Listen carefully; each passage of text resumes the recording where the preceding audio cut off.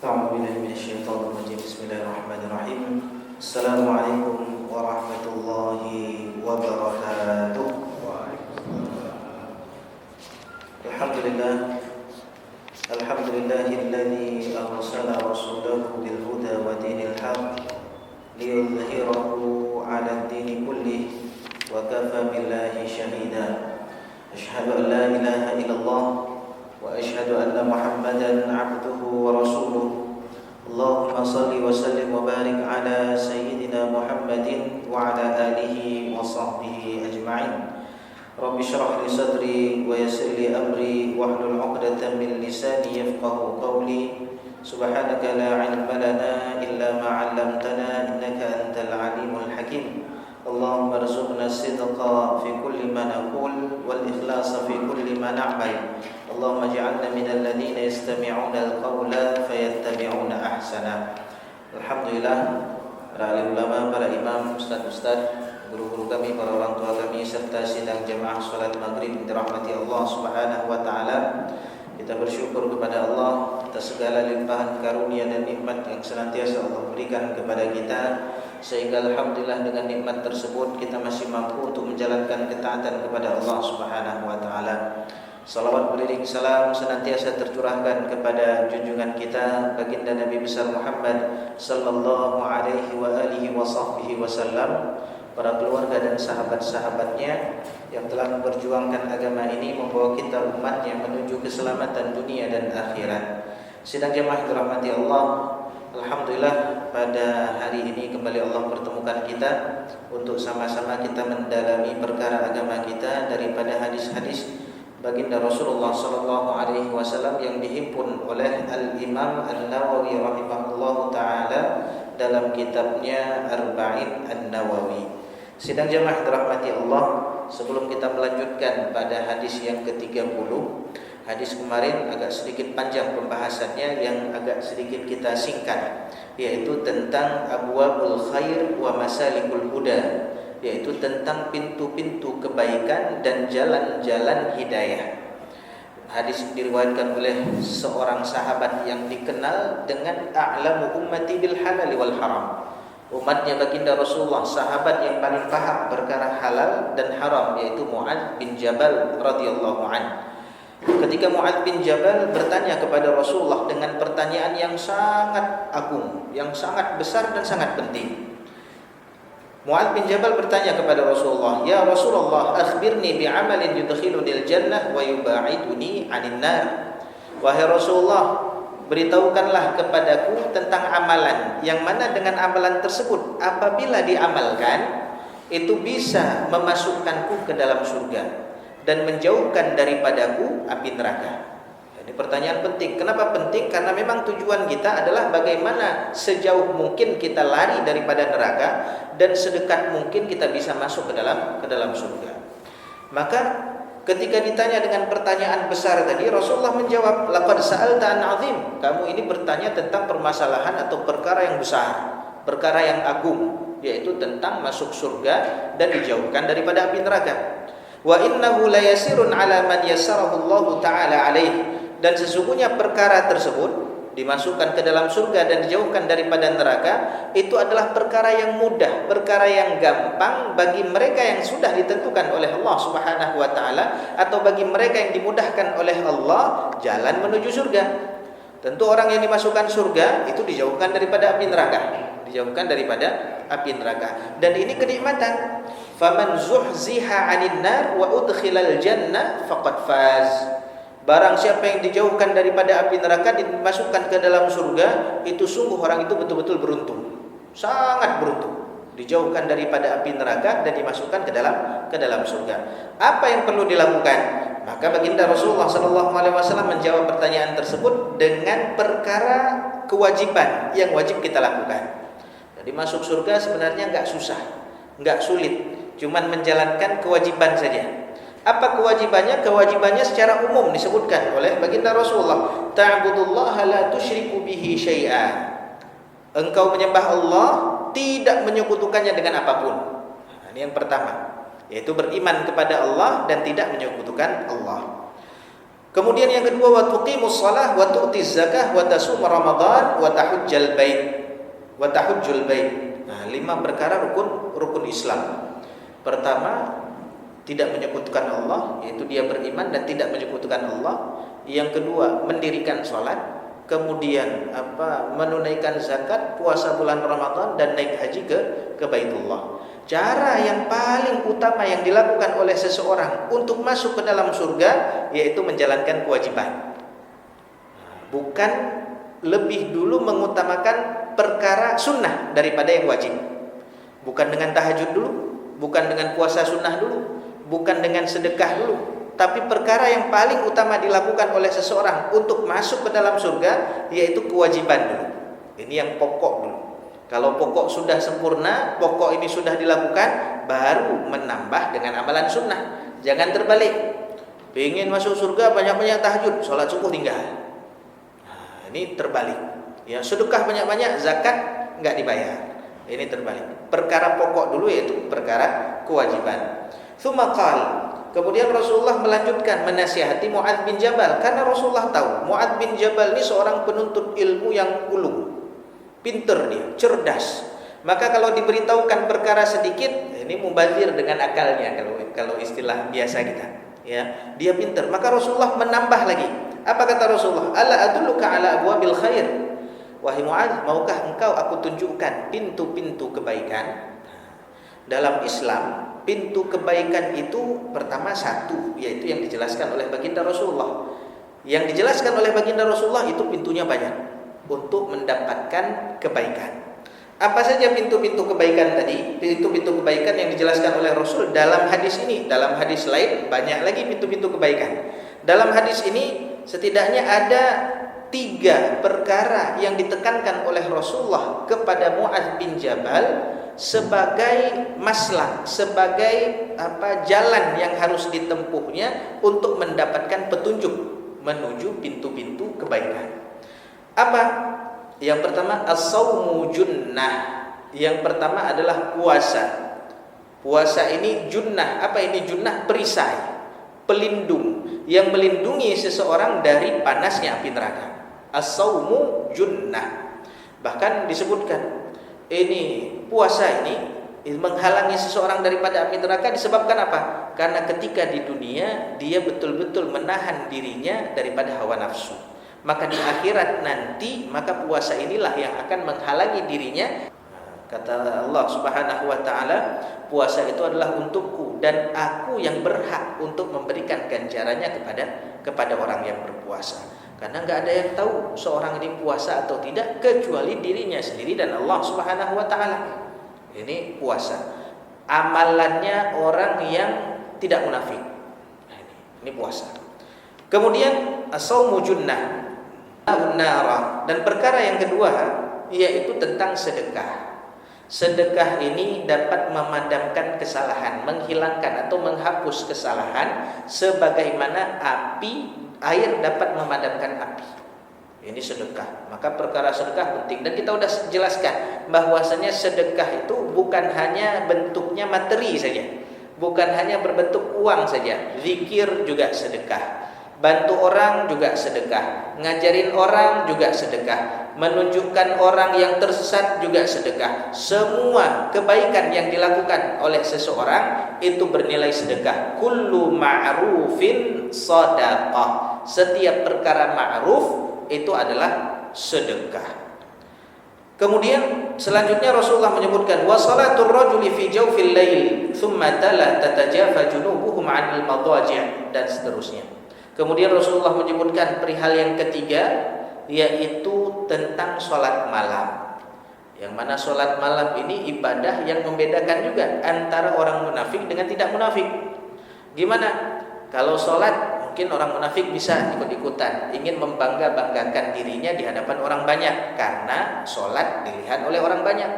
Sedekah mungkin bisa diikuti oleh orang-orang yang ingin memperlihatkan amalannya karena memang dilihat oleh orang-orang. Tapi yang namanya sholat malam sendiri ini nggak mungkin dilakukan sama orang munafik. Tengah malam bangun sendiri dia, wudhu sendiri, menghadap Allah sendiri, berdoa kepada Allah, nangis sendiri. Ini amalan ini nggak dilakukan sama orang munafik. Kenapa? Sendiri. Tidak ada yang melihat, tidak ada yang mengetahui, cuman dia sama Allah Subhanahu wa taala.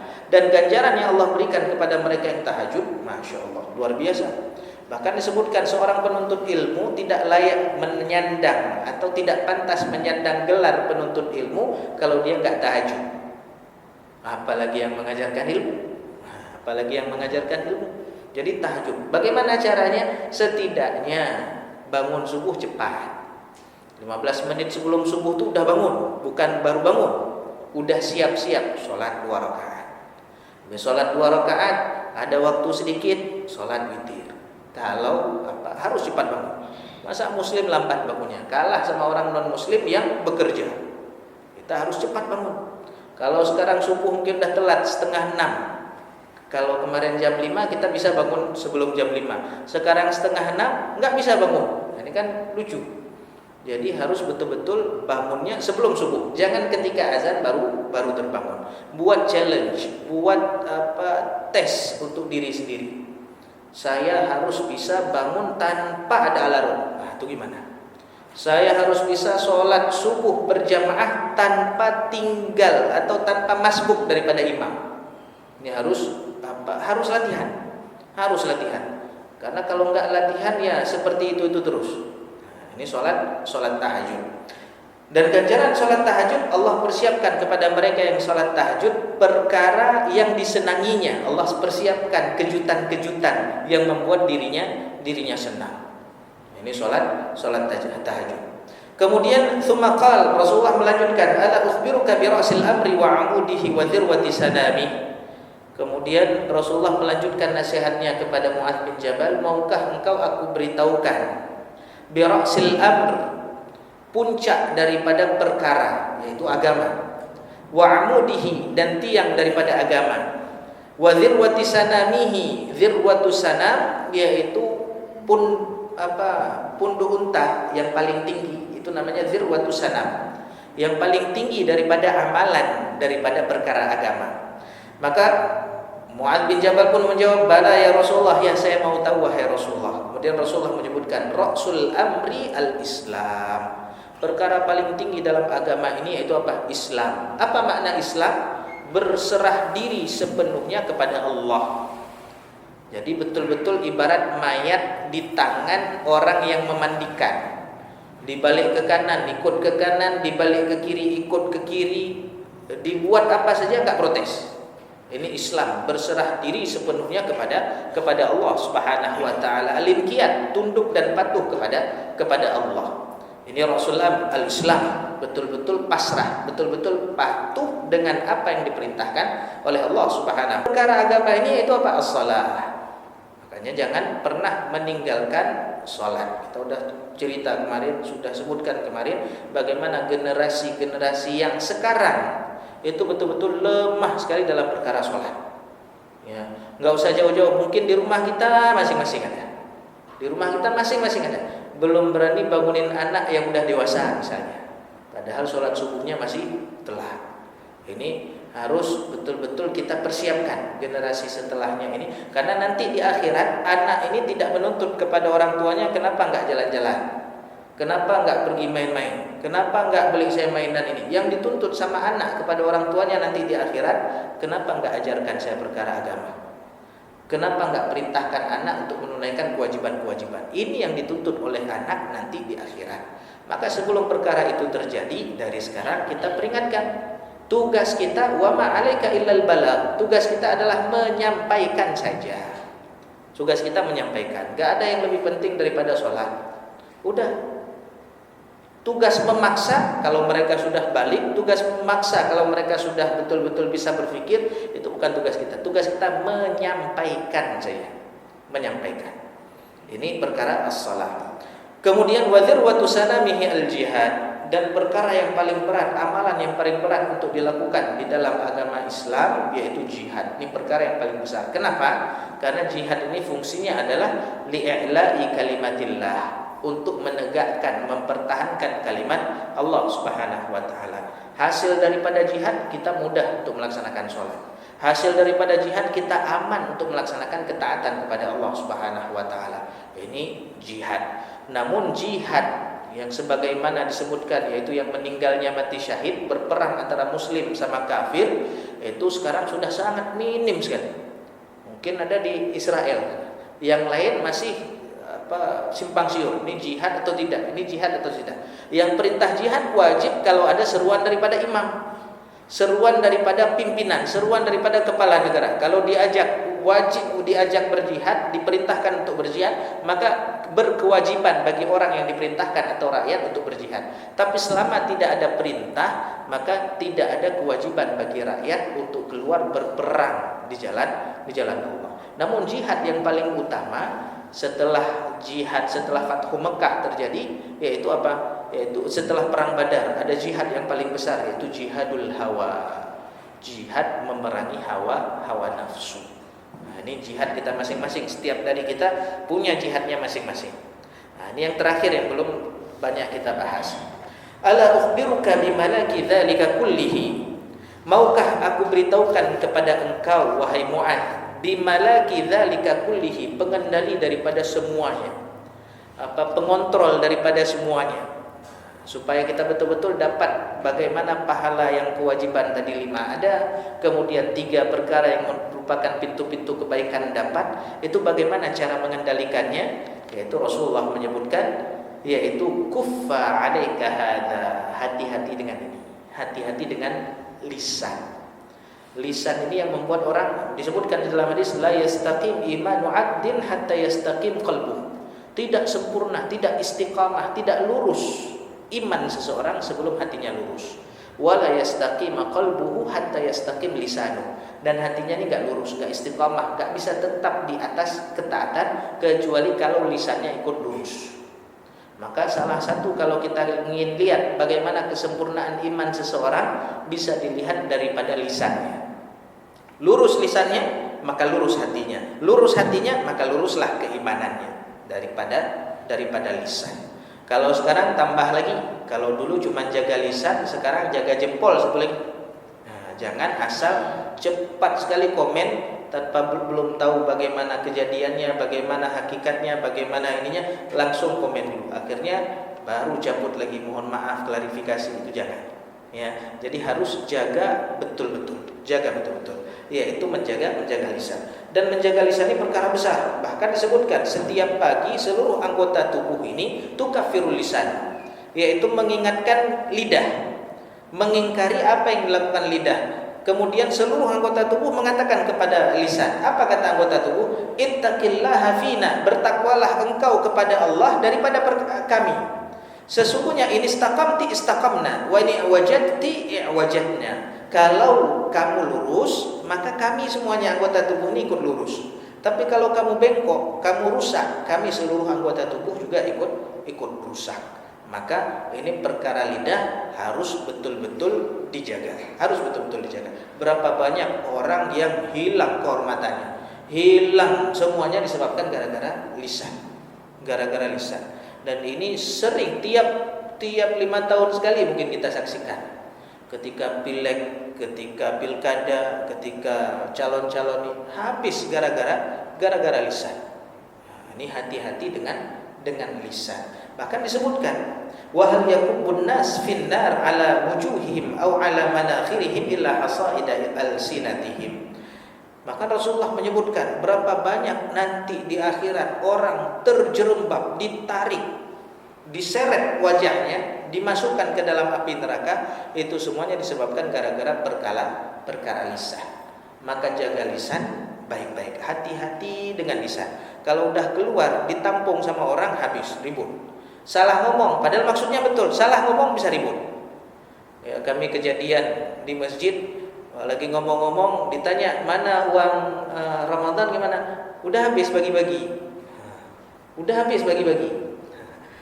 Maksudnya betul, maksudnya bagi-bagi apa? Untuk khatib berapa, untuk imam berapa, untuk ini berapa. Tapi salah ngomong, ribut satu masjid, kumpul semua, kumpul kepala lorong, kumpul masyarakat, kumpul gara-gara apa?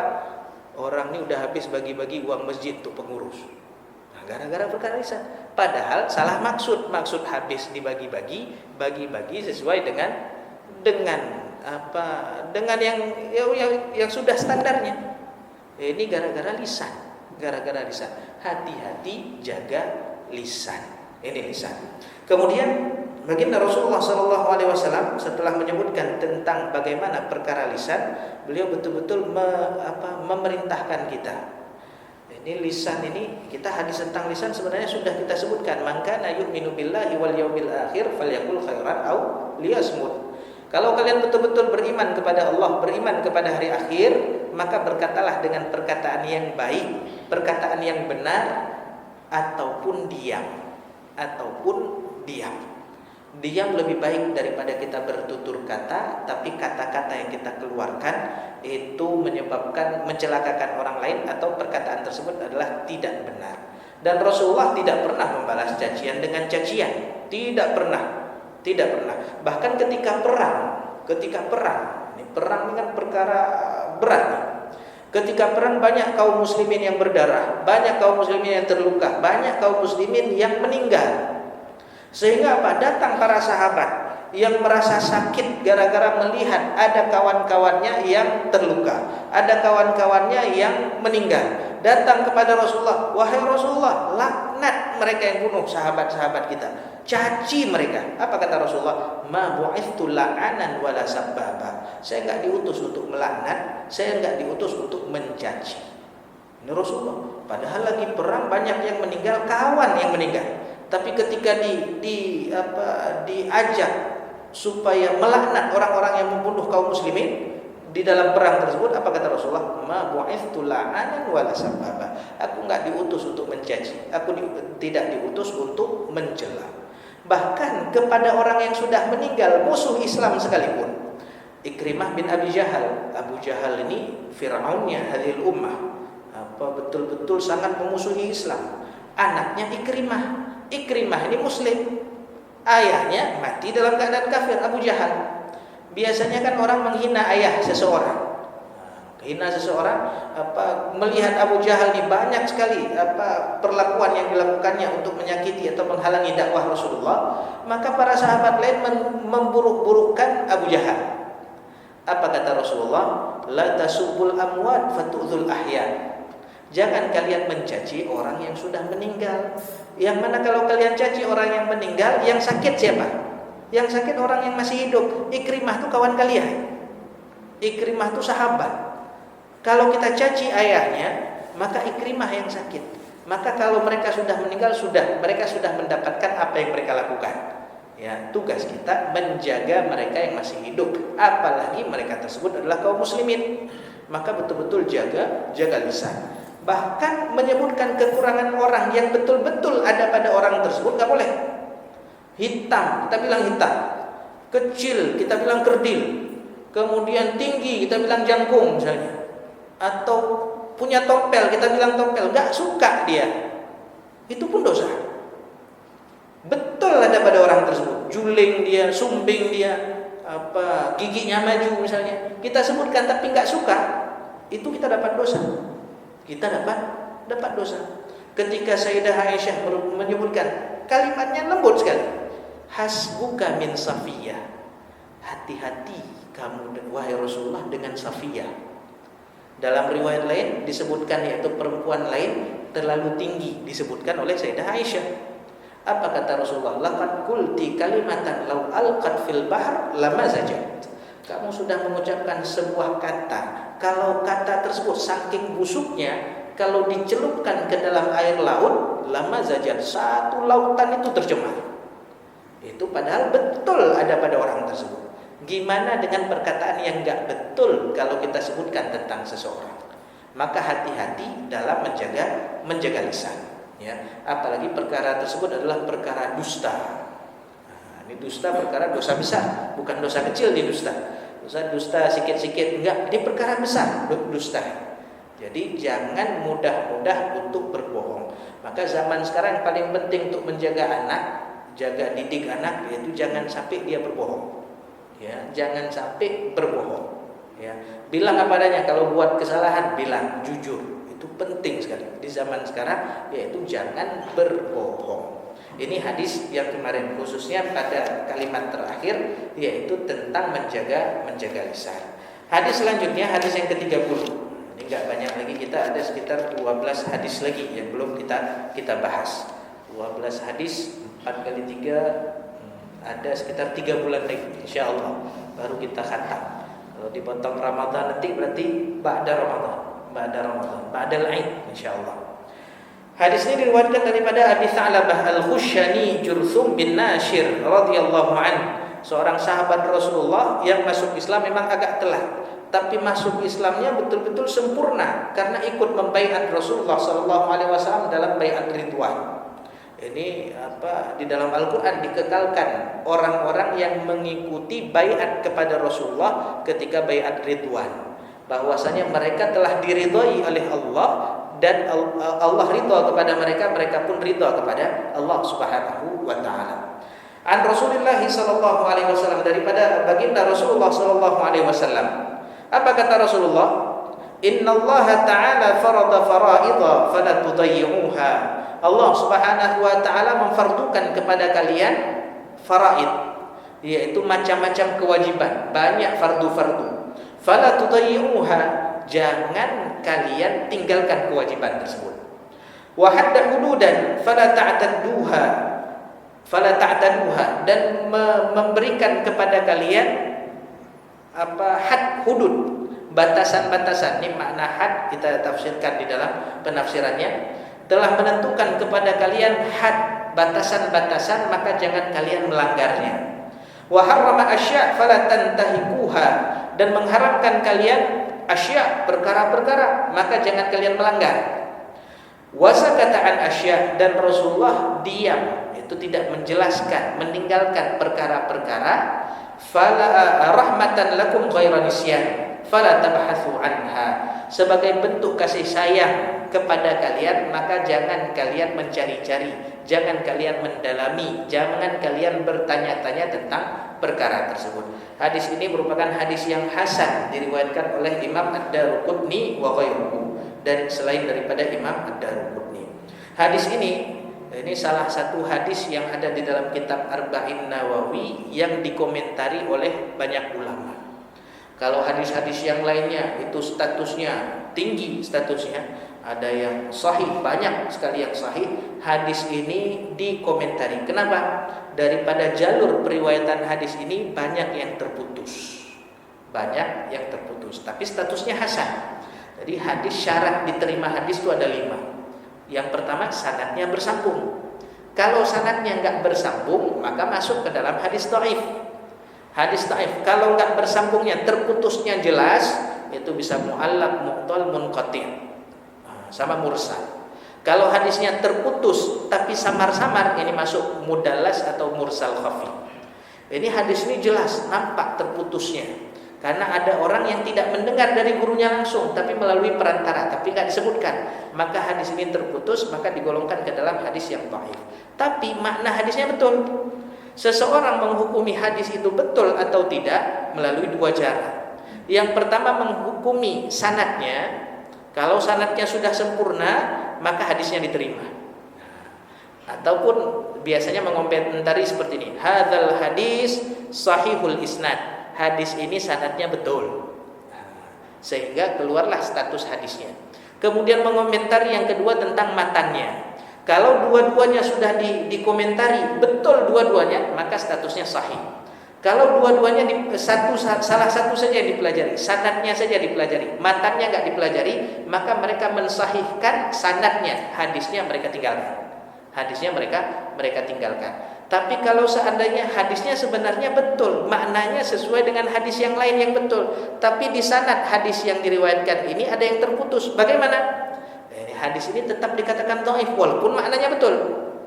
Yang diambil hadis lain yang sanadnya betul, hadisnya juga betul. Terus fungsi hadis ini yaitu apa? Untuk memperkuat hadis yang lain. Hadis ini karena sanadnya terputus sanadnya, tapi banyak hadis yang lain yang serupa dengan makna hadis ini, maka hadis ini naik derajatnya dari dhaif menjadi hasan li ghairihi. Jadi status hadis ini adalah hadis hasan. Hadis hasan, hadis yang diterima. Pentingnya hadis ini disebutkan di dalam kitab Jami'ul Ulum wal Hikam tentang hadis ini. Hadis ini menghimpun seluruh perkara agama. Karena di dalam agama ada perintah, ada larangan, ada had, dan ada sesuatu yang ditinggalkan oleh Rasulullah. Maka semua ini seakan-akan menghimpun seluruh perkara agama. Ini hadis tentang batasan-batasan atau hududullah ta'ala wa hurmatih. Apa pelajaran yang dapat kita ambil daripada hadis ini? Yang pertama, ketika Rasulullah sallallahu alaihi wasallam mengatakan, "Innallaha farada fara'idha fala tudayyi'uha." Allah mewajibkan kepada kalian kewajiban-kewajiban, jangan kalian tinggalkan kewajiban tadi. Ini yang pertama, yaitu tentang kewajiban yang diperintahkan Allah kepada kita. Di sini jangan kita tinggalkan kewajiban tadi. Jangan kita remeh-remehkan perkara kewajiban yang diwajibkan oleh Allah Subhanahu wa taala. Namun menggunakan kalimat farada, tidak menggunakan kalimat wajaba. Enggak menggunakan. Apakah ada perbedaan antara wajib dan fardu? Nah, ini kalau di dalam fikih, kalau mazhab Imam Syafi'i itu fardu sama wajib itu sama. Fardu sama wajib itu sama. Makanya kita dalam mazhab Imam Syafi'i itu ada 5 sih. Ada wajib atau fardu, sunnah, mubah, makruh, dan haram. Kalau dalam mazhab Imam Hanafi itu ada 7. Ada fardu, ada wajib. Apa perbedaan fardu sama wajib? Yaitu perkara yang diwajibkan dengan dalil yang qat'i itu dikatakan fardu. Perkara yang diwajibkan daripada dalil yang dhanni itu namanya wajib. Itu dalam, makanya sholat witir di dalam mazhab Hanafi wajib. Sholat witir mereka wajib. Makanya kalau kita lihat orang Bangladesh, orang India, itu mereka setelah sholat isya lanjut langsung dengan witir. Wajib mereka sholat witir dalam mazhab mereka. Nah, ini perbedaan sih. Ada juga yang mengatakan kalau fardu ini yang diwajibkan oleh Al-Quran, kalau yang wajib yang diwajibkan oleh sunnah. Ini perbedaan sih, tapi kita nggak perlu sibuk dengan istilah-istilah yang kita nggak paham daripada mazhab lain. Cukup kita ambil daripada mazhab kita. Ada 5, fardu dan wajib itu sama, kecuali di dalam haji saja. Di dalam haji, kalau fardu atau disebutkan dengan rukun itu yang nggak bisa diganti, nggak bisa dibayar dam. Tapi kalau wajib itu masih bisa dibayar dengan denda. Ini perbedaannya cuma di haji saja.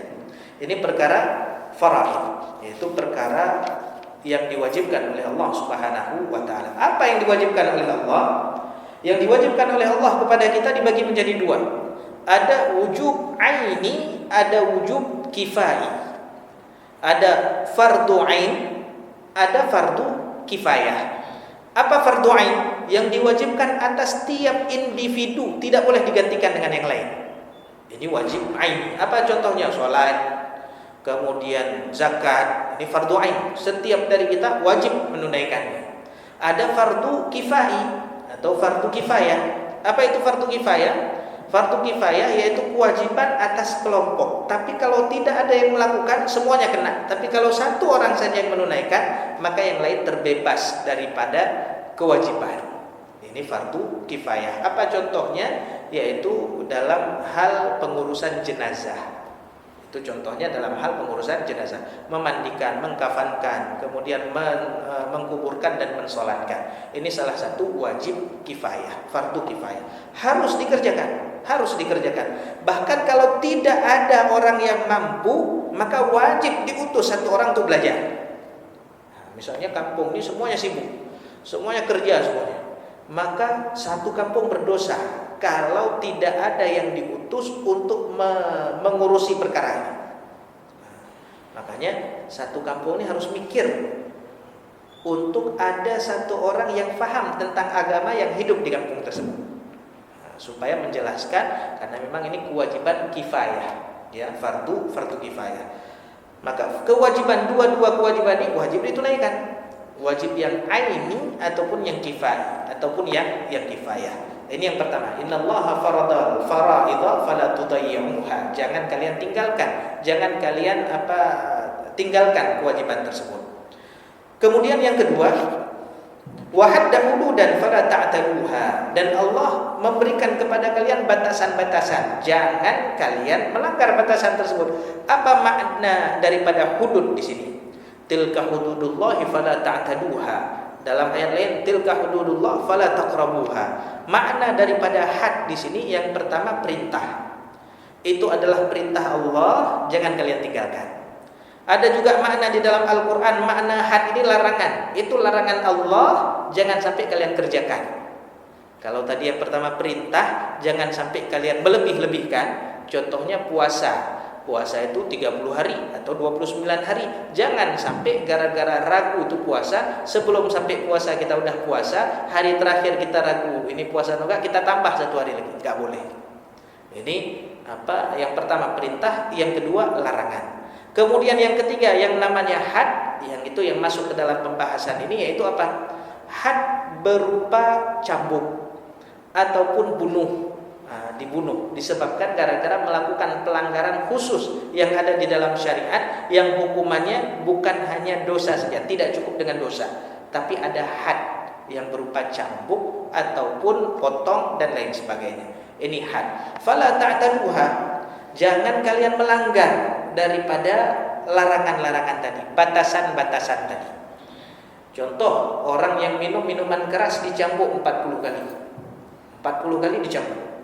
Tapi masa Umar bin Khattab ditambah 40 lagi, jadi 80. Apakah Umar di sini melanggar batasan tadi dengan menambah hukuman kepada orang yang minum minuman keras? Jawabannya tidak. Karena memang itu sudah ada landasannya daripada Rasulullah. Yaitu apa? Kita disuruh ikut sunnahnya Rasulullah dan sunnahnya Khulafa ar-Rasyidin. Siapa Khulafa ar-Rasyidin? Salah satunya adalah yang dilakukan oleh Umar ibnul Khattab. Kemudian dan Rasulullah sangat marah kalau ada yang meminta keringanan daripada had atau batasan yang sudah ditetapkan oleh Allah. Ketika ada seorang perempuan, anak kepala suku, mencuri, ribut suku tadi, ini enggak cocok, malu kita suku kita kalau ada anak kepala suku kita yang dipotong tangan, ketahuan mencuri dipotong tangan. Diutuslah orang yang paling dekat dengan Rasulullah supaya melobi Rasulullah, supaya jangan dipotong tangan, tapi terima bayar denda sajalah, berapapun akan dibayar. Ketika yang datang adalah Usamah bin Zaid, ini yang orang yang sangat dicintai oleh Rasulullah, anak dari orang yang paling dicintai oleh Rasulullah, meminta keringanan kepada Rasulullah. Apa kata Rasulullah? Atashfa'u fi haddin min hududillah, berani sekali kamu meminta keringanan daripada sesuatu yang telah ditentukan oleh Allah. Kemudian Rasulullah menyebutkan, sesungguhnya umat terdahulu itu binasa disebabkan apa? Idza saraqa minhumus syarif taraku. Kalau yang mencurinya orang-orang besar, maka mereka tinggalkan, enggak diberikan had. Kalau seandainya yang mencurinya cepat-cepat ditunaikan, itu hukuman. Kemudian Rasulullah bersumpah, walladzi nafsi biyadihi, demi jiwaku yang ada pada genggaman Allah, lau anna Fatimah binti Muhammad sarakat, kalau anak saya sendiri Fatimah anak Muhammad yang mencuri, aku sendiri yang potong tangannya. Ini bagaimana Rasulullah sangat tegas daripada batasan yang telah ditentukan oleh Allah Subhanahu wa taala. Tidak ada yang namanya tawar-menawar daripada batasan-batasan tersebut. Kemudian yang ketiga, wa harrama asya' fala tantahiquha, dan Allah mengharamkan kepada kalian banyak perkara, maka jangan kalian melanggar perkara yang diharamkan oleh Allah. Ini jeniusnya, otaknya para ulama, yaitu bagaimana masuk perintah dalam kepala mereka, tapi enggak semua keluar kewajiban. Masuk perintah, ada yang keluar sunnah, ada yang keluar wajib. Nah, ini masuk perintah. Ada masuk larangan ke kepala mereka, enggak semuanya keluar daripada perkara haram.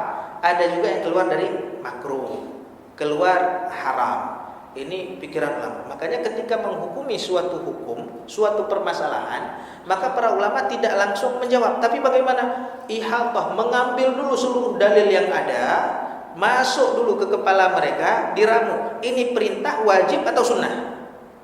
Maka keluarlah sesuai dengan apa yang ada daripada alat-alat atau bahan-bahan yang ada dalam kepala mereka. Maka untuk menentukan fatwa ataupun menjawab suatu hukum itu perkara berat. Imam Malik bahkan menunda pertanyaan, menunda jawaban daripada pertanyaan yang diajukan. Dari banyak pertanyaan mungkin dijawab cuma satu saja. Karena takut menghalalkan sesuatu yang haram atau mengharamkan sesuatu yang halal. Ini perkara yang besar, berat. Makanya para ulama ini kepala mereka ibarat kompor, ibarat dapur. Masuk ikan, keluar ikan goreng, keluar asam keeng, keluar ikan ini. Jadi enggak semua satu yang masuk keluar satu, enggak. Tapi bermacam-macam sesuai dengan alat yang ada di dalam kepala mereka. Semakin sempurna alat-alat untuk berijtihad, semakin sempurna apa yang mereka keluarkan. Makanya disebutkan 4 imam mazhab ini sangat sempurna kepala mereka. Sangat sempurna, jenius luar biasa. Sehingga dijadikanlah sebagai imam mazhab. Imam mazhab.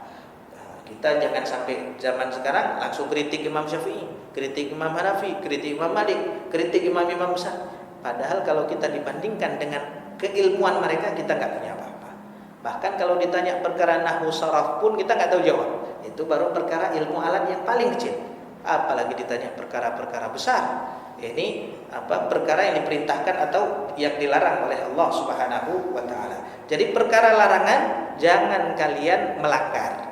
Ini batasan-batasan daripada Allah Subhanahu wa taala. Yang terakhir, ini yang unik.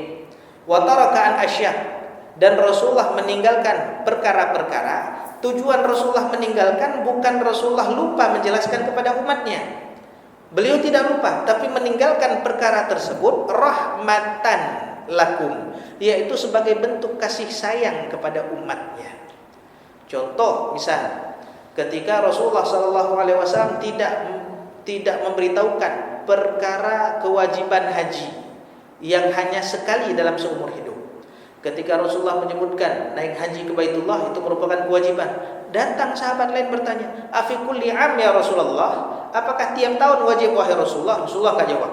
Berkali-kali ditanya. Apa? Karena udah banyak kali ditanya, apa kata Rasulullah? "Dzaruni ma taraktukum." Tinggalkan apa yang aku sampaikan saja, enggak perlu banyak tanya. Kalau banyak tanya, takut nanti kalau saya bilang wajib, tiap tahun wajib haji. Jadi ditinggalkan perkara tersebut sebagai bentuk rahmat, kasih sayang kepada umatnya baginda Rasulullah sallallahu alaihi wasallam. Makanya di dalam Al-Qur'an, la tas'alu an asya, jangan terlalu banyak tanya. Ikut saja apa yang sudah ada. Intu bedalakum tasukum, karena kalau terlalu detail dijelaskan, itu akan membebani kita, membuat kita berat dalam melakukan suatu perkara. Kayak orang Bani Israel, tanya, disuruh sembelih sapi. Tanya warnanya apa, sapi yang bagaimana, kriterianya seperti apa. Ketika dijelaskan detail, oh kalau gitu nggak sanggup. Ini jangan sampai kita jadi Bani Israel akhir zaman. Jadi disuruh perintah ikut saja.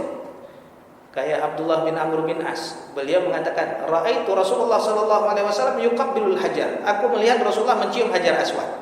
Datang orang lain bertanya kepada Abdullah bin Amr bin As, kepada Ibnu Umar, Abdullah bin Umar bertanya, "Wahai Ibnu Umar, kalau seandainya nanti macet, lagi tawaf ramai kali, berdesak-desakan, itu gimana?" Apa jawaban Ibnu Umar? Tinggalkan kata kalau, fokus ke kalimat aku melihat Rasulullah mencium Hajar Aswad. Kalau ini dihindari dulu. Lakukan dulu, coba tes. Kalau enggak ya berarti itu merupakan perkara yang kita udah usaha. Insya Allah sesuai usaha kita diberikan ganjaran. Oh, ke masjid, hukum ke masjid bagaimana? Kita ingin berlomba-lomba ke masjid. Ada yang tanya, kalau nanti banjir kayak mana ke masjid? Kalau ada harimau di jalan kayak mana masjid? Nah, itu tinggalkan. Jangan terlalu banyak bertanya perkara tersebut. Tugas kita adalah apa yang dilakukan oleh Rasul, itu kita kalau bisa ikut. Perkara yang sunnah, kalau yang wajib tentu wajib bagi kita untuk mengikuti apa yang dilakukan oleh baginda Rasulullah sallallahu alaihi wasallam tersebut. Ini tentang perkara yang ditinggalkan oleh baginda Rasulullah sallallahu alaihi wasallam, tujuannya adalah rahmatan lakum, sebagai bentuk kasih sayang. Dalam riwayat lain afwan, sebagai kemaafan, dimudahkan oleh Allah kepada kita umatnya baginda Rasulullah sallallahu alaihi wasallam. Mungkin ini saja yang dapat disampaikan, mudah-mudahan bermanfaat apa yang disampaikan, yang benar dari Allah Subhanahu wa taala, Yang salah dari saya pribadi, saya mohon berbanyak maaf dan mohon ampun kepada Allah Subhanahu wa taala. Insyaallah pertemuan depan kita akan menjelaskan hadis tentang cara yang disampaikan oleh Rasulullah untuk mendapatkan kecintaan daripada Allah dan kecintaan daripada manusia. Kita pingin orang cinta kepada kita, kita pingin orang mau suka sama kita, mau berkorban sama kita dan lain sebagainya. Apa caranya? Ini insyaallah pada pertemuan depan. Subhanallahumma wa bihamdika asyhadu an la ilaha illa anta astaghfiruka wa atubu ilaik. Assalamualaikum warahmatullahi wabarakatuh.